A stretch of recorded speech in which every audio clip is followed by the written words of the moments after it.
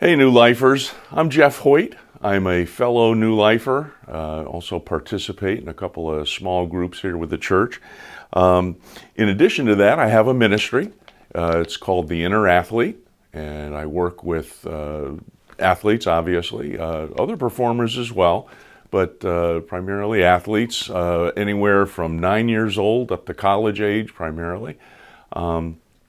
Wanted to share just a couple of thoughts that I had as I listened to the message that God gave Brett on fasting.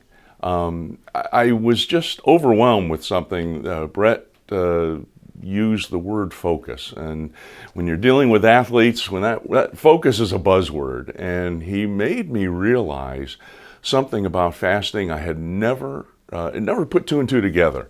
And I'm not the sharpest knife in the drawer, but it came through really clear to me, and I hope it's helpful to you. It's still something that I'm meditating on and using as I prepare for this season of fasting that New Life is going into. When it comes to athletes, it's not unusual for them to have a thought that either pops into their mind or kind of festers, and it keeps them from performing well. As young as a 9 or 10-year-old can have a thought about doubt as they get into the batter's box, and it just clouds their whole performance and keeps them from doing their best. And so when we go to work with an athlete there, whether it's just a momentary thought that pops in or something that's been lingering, it's all about how do we get rid of that thought. Okay, and it's difficult because the brain doesn't let go of thoughts. Okay, so what I want to do is try an experience with you. Take a couple of deep breaths. Just kind of settle your mind right now. What I want you to picture, close your eyes. What I want you to picture in your mind is a pink elephant. Okay, it can either be a cartoon elephant, it can be a real elephant. I want you to see that elephant clearly. I want you to, and we're going to say flamingo pink, all right? This is no, light shade of pink. This is glaring pink. I want you to see the pink tusks, the pink ears, the pink tail, pink legs, and of course that huge pink body. Okay? Fix that in your mind. See it. See that elephant moving around, maybe eating some straw off the ground. Got it in your mind? Okay. Here's the thing I want you to do now. Make that pink elephant disappear. Okay? And keep it disappeared for at least 5 seconds.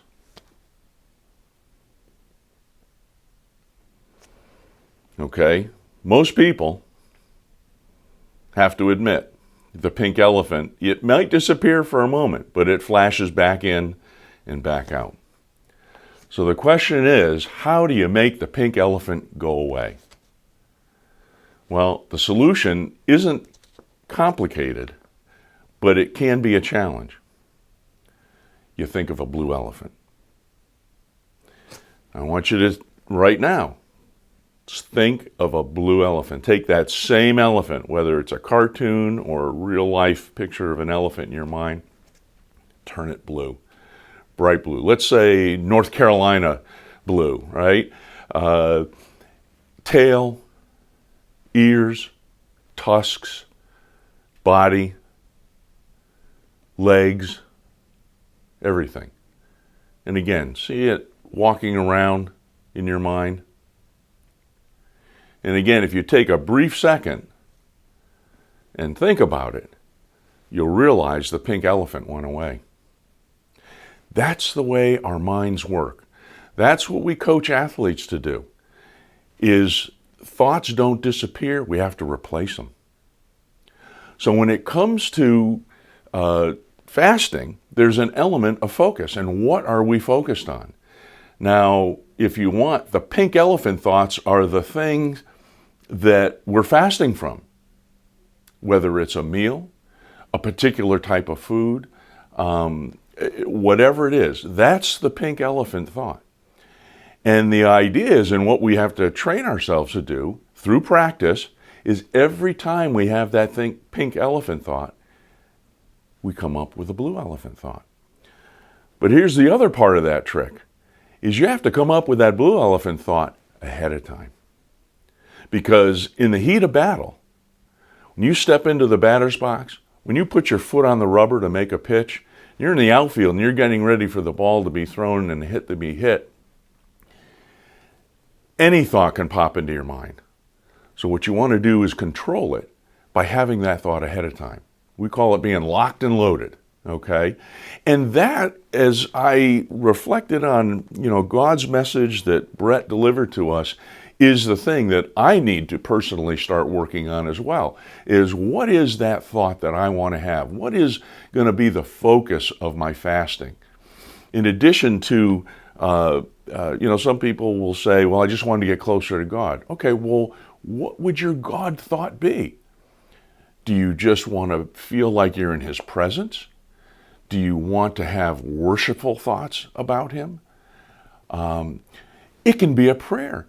When you have that, if let's just say you're bypassing a meal, and every time that hunger thought hits you, you pray, and maybe pray specifically about something, maybe something that God's working on in your life. Maybe it's a verse. Maybe it's a great time to memorize a verse. I remember reading about a Navy SEAL who was trying to get rid of a bad habit. And every time he wanted to do that bad habit, he had a chin-up bar in his room, and he'd crank out 5 or 10 chin-ups. And every time he had that thought, he'd have to do one more chin-up. And it worked. Not only did he get better at chin-ups, but it replaced that thought. Think of it this way. Any thought we don't want to have is like a rut, okay? Have you ever been on a muddy road? They tell me that in Alaska in the spring, the roads are terrible because of the cars going, the ruts get incredible. I've heard them say you can get in them, but you can't get out of them for 50 miles. I don't know if that's true or not, but they get so deep that they're like that. And our mind is the exact same way.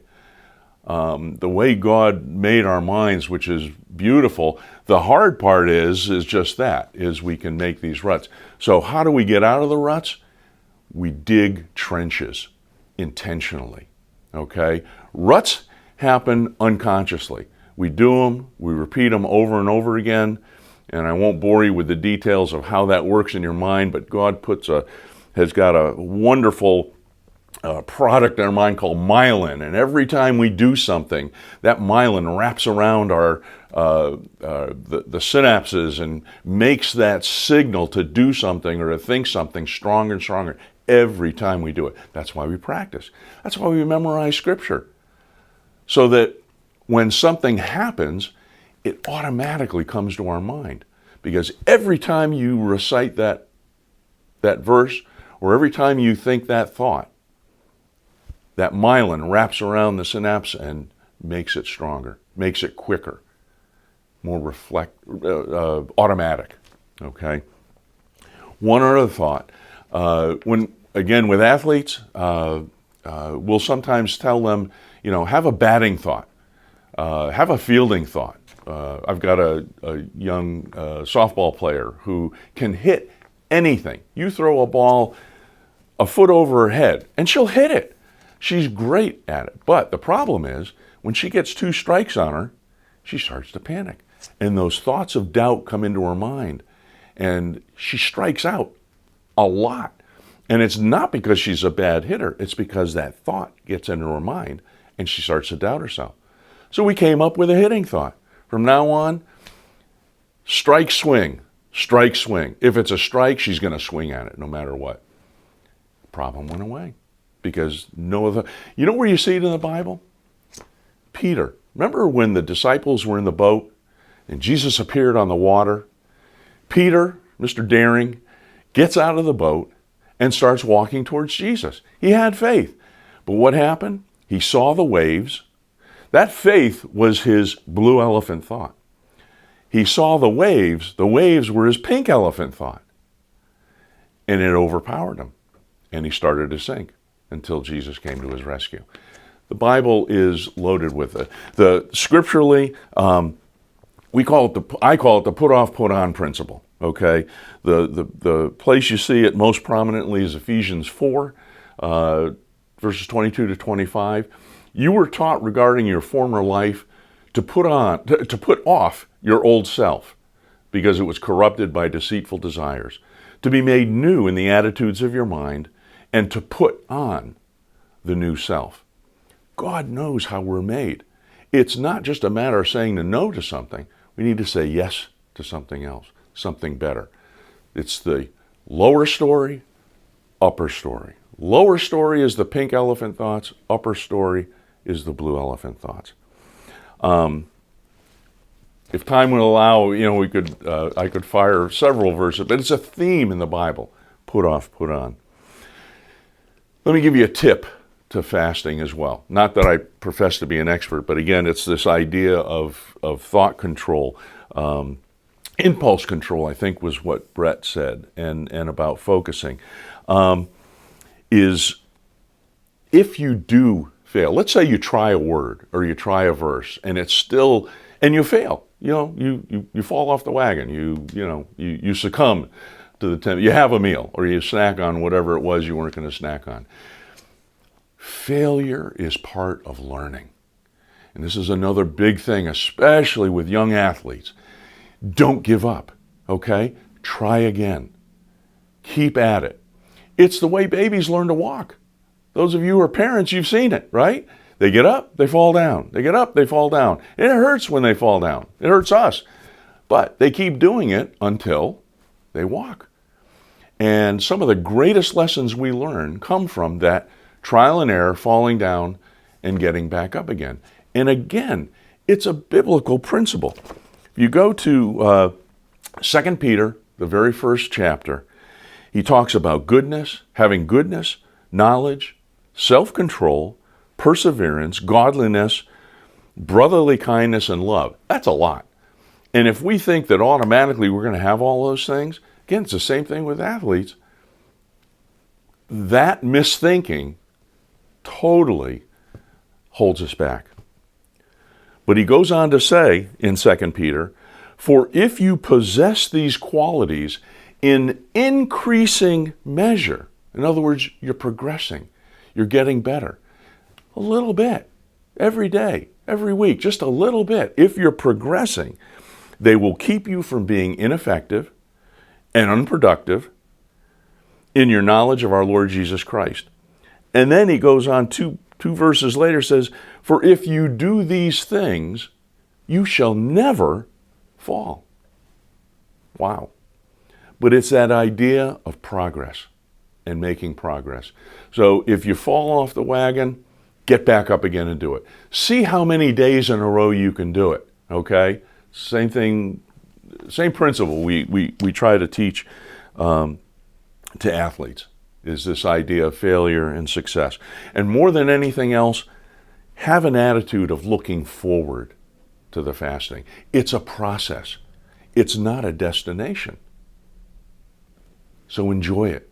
Enjoy getting closer to God that way. Let those words, verses, thoughts soak into your mind as you fast. And it'll be a great experience. And you'll be thankful for it in the end. So hope that's helpful to you. If you have if you want some help in coming up with your fasting thought or word or verse, I am sure that the staff here, whether it's Brett or Tom or Tess or Brennan, your small group leader, get together with them, come up with it. And if that word or verse doesn't work, if you experiment, you try. It's exactly what we do with athletes. My word may not work for somebody else. It has to be almost customized to us. And if all else fails, you can get a hold of me. I'll help you think of, we can come together with a thought. You can, if you go to my website, innerathlete.org. You've got my contact information there. Please feel free to call, but most of all, enjoy God's presence in your fasting. Thanks.